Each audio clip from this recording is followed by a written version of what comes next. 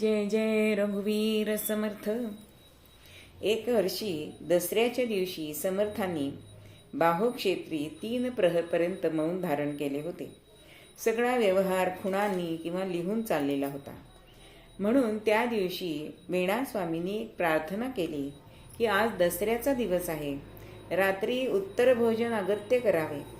समर्थांच्या जवळ कोणाचे काही चालले नाही, तरी आपल्या या लाडक्या कन्येचा ते शब्द सहसा मोडत नसत. वीणाबाईंच्या आग्रहास्तव समर्थांनी मौन विसर्जन करून उत्तर दिले की देवगृहीत द्विवार भोजन तरी होईल, जरी ब्रह्मानुसंधी पाकघडो येईल. वीणास्वामी म्हणाल्या, अवश्य, आपली कृपा असली तर काय अशक्य आहे. लगेच त्यांनी 5 चुली मांडल्या, त्याच्यावर 5 पात्रे ठेवली आणि अगोचरी मुद्रा अलक्षी लावूनी निर्मळ पाक सिद्ध केला. शुद्ध स्वयंपाक पात्रे आपोआप उतरली, निजबोध मन्नाग्नीने सानवली. समर्थांनी त्या स्वयंपाकाकडे कृपादृष्टीने पाहिलं आणि नंतर ते दिव्यान्न समर्थांच्या पात्रामध्ये वीणास्वामींनी वाढलं.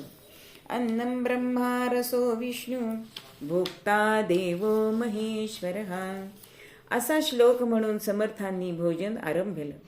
भोजनोत्तर समर्थांना 13 गुणी तांबूल वीणास्वामींनी दिला आणि नंतर शय्या बिछावून देऊन समर्थ सद्गुरू पहुडले तेव्हा गिरधर स्वामी त्यांचं पादसंवाहन करू लागले. अशा अनेक कथा समर्थांच्या जीवनात आपल्याला आढळतात. जय जय रघुवीर समर्थ.